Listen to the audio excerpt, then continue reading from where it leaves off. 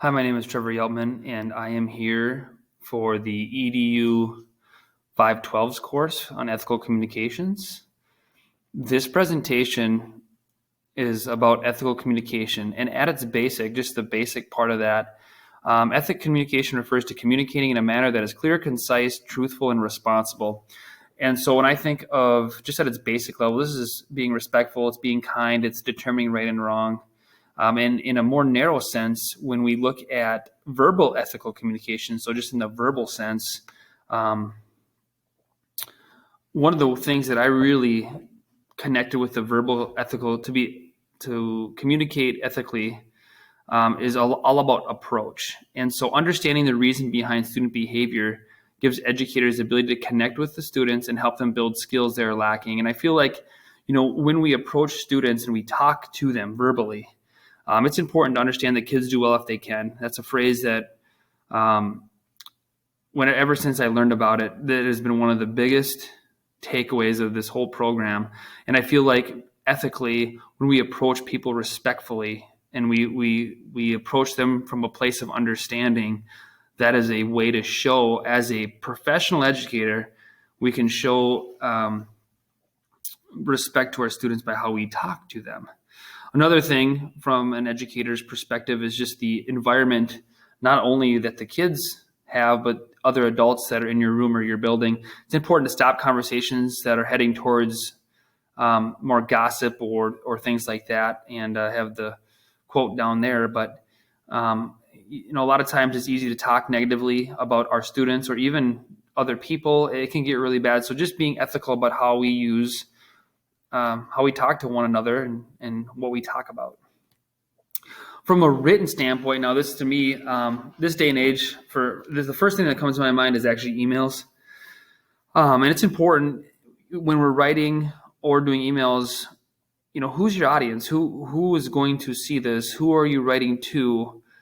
Who's going to read it? And making sure that, sometimes we have to be cognizant of being ethical and making sure that people can understand the language that we're using or have the ability to, this here shows your business is dedicated. A lot of times I kind of put this into a school sense, is showing that our schools are dedicated to include all people, right? So in what ways are we writing that are showing responsibility, being respectful, clear, concise, honest, factual writing? And that's how I want to present this whole writing piece of it. So being cognizant of your emails. From a digital point now, this is another, well, it's not new, but yet it is new because it seems like digital technology is changing all the time. And one of the ways that we can think about being ethical when it comes to digital communication is being understanding that not everyone has access to the same technologies, and not only access, but someone like me, I know I struggle with technology in some ways that it functions, right? And so even being aware, again, who's our audience, who are we sending, what are we asking students to do, and making sure that all students have the same experience or at least the same opportunities as everybody else. One of the quotes that I read from one of the articles this week, all of these resources are coming from the college, the Blackboard, using library resources as well, making sure they're peer-reviewed. One of my favorite quotes: "The expansion of the digital world has changed how we learn, play, work, love, hate, choose, decide, produce, sell, buy, consume, advertise, have fun, care, and take care." It is just amazing what technology and the digital part of our world, we're spending over 6 hours on average online.